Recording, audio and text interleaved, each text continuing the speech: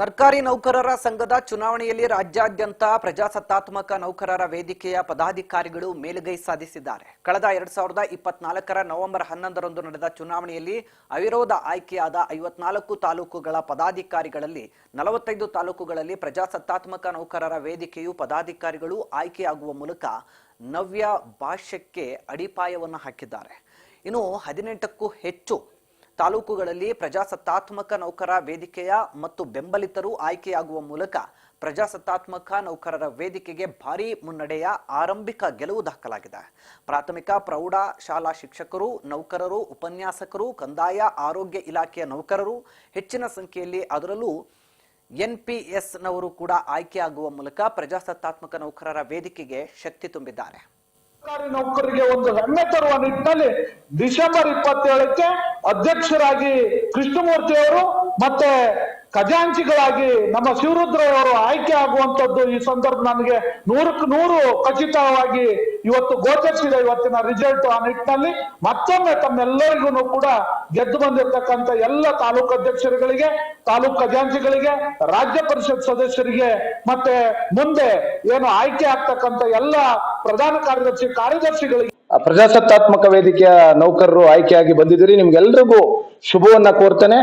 ಮತ್ತೆ ಇವತ್ತೇನು ಸರ್ಕಾರಿ ನೌಕರರ ಸಮಸ್ಯೆಗಳು ಉಲ್ಬಣಗೊಂಡಿದ್ದಾವೆ, ಆ ಸಮಸ್ಯೆಗೆ ಪರಿಹಾರ ನೀವೆಲ್ಲ ನಾಯಕರು. ನಿಮ್ಮೆಲ್ಲರ ಒಂದು ತೀರ್ಮಾನ ಇವತ್ತು ರಾಜ್ಯದಲ್ಲಿ ಒಂದು ಗಟ್ಟಿ ಸಂಘಟನೆಯನ್ನ ಭದ್ರಪಡಿಸ್ತಕ್ಕಂಥ ಮತ್ತೆ ನೌಕರರ ಸಮಸ್ಯೆಗಳಿಗೆ ಸ್ಪಂದಿಸ್ತಕ್ಕಂಥ ನಾಯಕತ್ವ ಇವತ್ತು ಅವಶ್ಯಕತೆ ಇದೆ. ಆ ನಿಟ್ಟಿನಲ್ಲಿ ಕೃಷ್ಣಮೂರ್ತಿ ಅವರು ಮತ್ತೆ ನಮ್ಮ ಖಜಾಂಚಿ ಸ್ಥಾನಕ್ಕೆ ನಿಂತಿರ್ತಕ್ಕಂಥ ಶಿವರುದ್ರನವರು ಸಮರ್ಥ ನಾಯಕರಿದ್ದಾರೆ. ನಿಮ್ಮ ಮುಂದೆ ಇವತ್ತು ಅವಕಾಶ ಬಂದಿದೆ. ನೀವು ಜಿಲ್ಲೆನಲ್ಲಿ ಜಿಲ್ಲಾ ಅಧ್ಯಕ್ಷರುಗಳನ್ನ ಆಯ್ಕೆ ಮಾಡಬೇಕಾಗಿದೆ. ಅದಕ್ಕೆ ನಿಮ್ಮ ಮನಸ್ಸಿನ ಒಂದು ಪ್ರಜ್ಞೆ ಇಟ್ಟು ನೀವು ಆಯ್ಕೆ ಮಾಡಬೇಕಾಗಿದೆ. ಮತ್ತೆ ಡಿಸೆಂಬರ್ 27ನೇ ತಾರೀಕು ರಾಜ್ಯ ಅಧ್ಯಕ್ಷರು ಮತ್ತು ಖಜಾಂಚಿಯನ್ನ ಆಯ್ಕೆ ಮಾಡಬೇಕಾಗಿದೆ.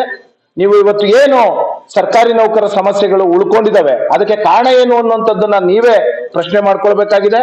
ಏನು ಇಂದು ನಡೆದ ಕರ್ನಾಟಕ ರಾಜ್ಯ ಸರ್ಕಾರಿ ನೌಕರ ಸಂಘದ ತಾಲೂಕು ಅಧ್ಯಕ್ಷರ, ತಾಲೂಕು ಕಾರ್ಯದರ್ಶಿ, ತಾಲೂಕು ಖಜಾಂಚಿಯ ಆಯ್ಕೆ ಏನಿತ್ತು, ಈ ದಿನ ಬಹುತೇಕ ನಮ್ಮ ಪ್ರಜಾಸತ್ತಾತ್ಮಕ ವೇದಿಕೆಯಿಂದ ಸುಮಾರು ಏನು ಅವಿರೋಧ ಮತ್ತು ಚುನಾವಣೆಯ ಮೂಲಕ ಸುಮಾರು 145ಕ್ಕೂ ಹೆಚ್ಚು ತಾಲೂಕುಗಳಲ್ಲಿ ನಮ್ಮ ಪ್ರಜಾಸತ್ತಾತ್ಮಕ ವೇದಿಕೆಯ ತಂಡದ ಎಲ್ಲ ಅಧ್ಯಕ್ಷರುಗಳು ಆಯ್ಕೆ ಆಗಿದ್ದಾರೆ.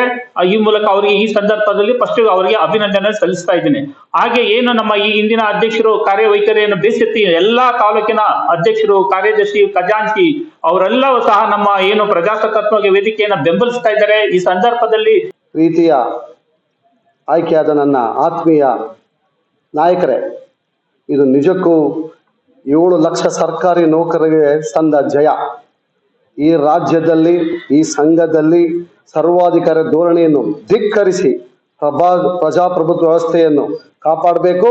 ನೌಕರ ಹಿತಕ್ಕಾಗಿ, ನೌಕರ ಧ್ಯೇಯಕ್ಕಾಗಿ, ನೌಕರ ಜಯಕ್ಕಾಗಿ ನಡೆದ ಈ ಒಂದು ಸಾಲಿನ ಚುನಾವಣೆಯಲ್ಲಿ ತಾವೆಲ್ಲರೂ ಅಭೂತಪೂರ್ವ ಜಯವನ್ನು ದಾಖಲೆ ಮಾಡಿದಿರಿ.